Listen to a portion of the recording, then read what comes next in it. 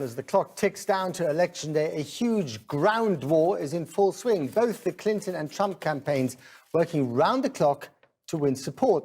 And this time, the parties know more about who's voting than ever before, building enormous data banks with details on every single one of America's 225 million voters.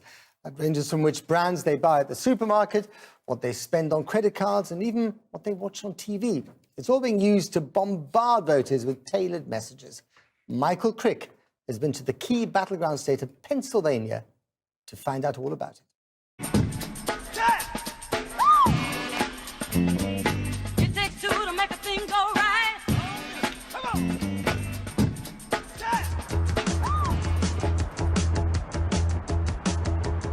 It's the battle of big data campaigns, hoovering up masses of personal detail on 200 million voters.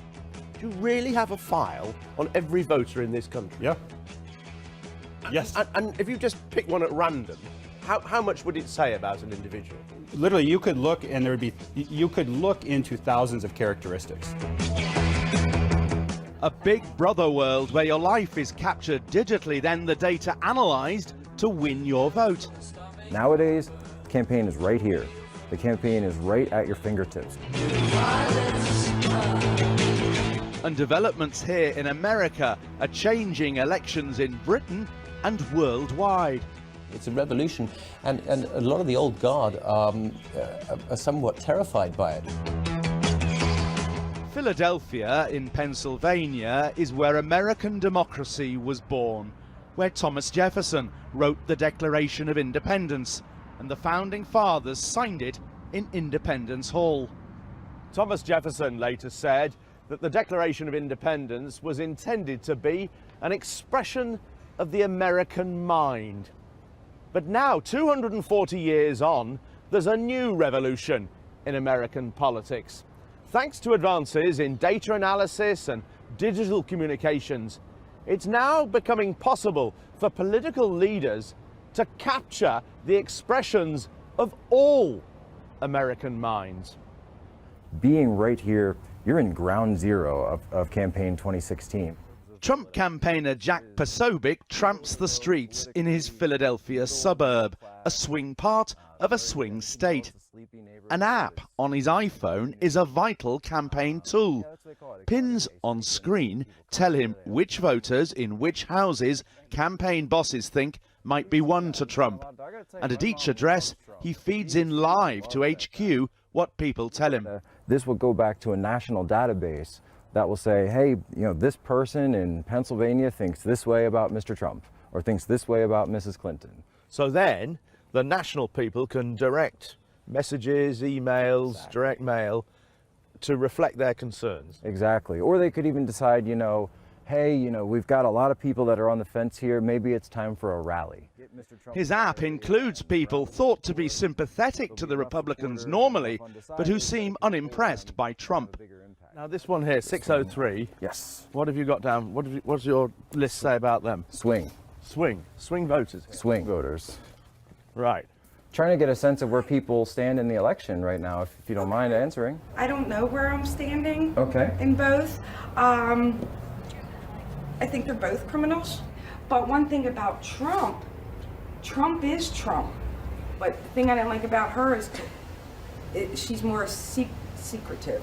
She seems to be veering towards Trump, and the details she's given could later clinch it.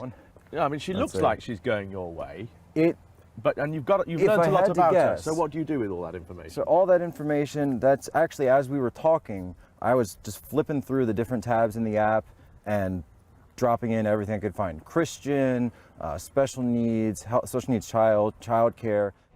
Careless, reckless, crooked, putting her interests ahead of national security. Don't let Hillary Clinton do it again. What Trump's people hear and say on the doorstep is then pushed through the airwaves. And an English firm, Cambridge Analytica, was paid $5 million in September alone to analyze the data for Trump and help refine his messages. And you know this about every American voter? That's correct, yes. Alexander Nick showed me how his firm puts people into groups by psychological characteristics. So these dots here are the individuals in the state of Iowa that fit these characteristics. Absolutely. In fact, we can even drill down to an individually resolved level where we can identify, remove the name, but where you've got the name, age, gender, and somewhere close to 4,000 or 5,000 data points on that individuals. So where does the house-by-house data come from? An amazing range of sources, among them supermarket and credit card transactions, magazine subscriptions, and what people watch on TV. Between 4 p.m. and 9 p.m., that's usually the time that we're out knocking on doors. In South Philadelphia, a Democrat stronghold, Jihad Silufa is out for Hillary Clinton. He's not part of her official campaign, but a trade union group, Working America. His iPad has a treasure map not of swing voters, but people thought to be Democrats, but who may need some encouragement. It may be that they missed an election where they didn't vote, or it may be that they are folks that would support the candidate that we are supporting, Hillary Clinton, if they just got a knock on the door and had a little bit more information. So which one are you going to? Both sides in this contest now think, thanks indeed to the data, that contacting voters face-to-face is more effective than by phone. When you think about this upcoming election, what do you think the most important issue is? Well, as far as being a working class person myself, it's taxes. Okay. The most important issue would have to be employment, jobs. Okay. He logs those concerns, but also gets crucial contact details, so the campaign can keep in touch right up to polling day.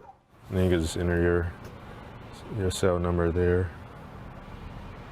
Because we are not as divided as our politics suggest.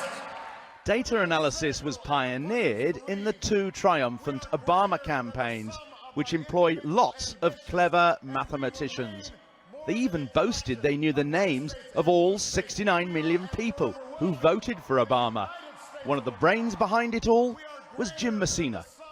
We had 12 people on our data team in 2008. We had 165 in 2012. Wow. We ended up using all that data to change the way we dealt with voters. Because in the old days, people were treated like numbers, and I wanted to treat them like individual people and what we knew about them. Yeah. Now I almost think of it as circular. Mitch Stewart was Obama's director of battleground states. So I would be in the Chicago office, and I had reports every single night that went all the way down to the volunteer level in every single state. And so I could see exactly how many doors were knocked by volunteer, how many conversations they had, what were the results of those conversations, and then that rolled all the way up to a national report. Well, big wheels roll. One example from 2012, the weekend before polling day, worrying data from part of the vital swing state of Ohio made them change an Obama concert with world-famous stars. I got 99 pounds, but mid ain't one. And so we changed the venue of where Bruce Springsteen and Jay-Z were going to talk to the public to an area in Ohio that we knew we were struggling a little bit.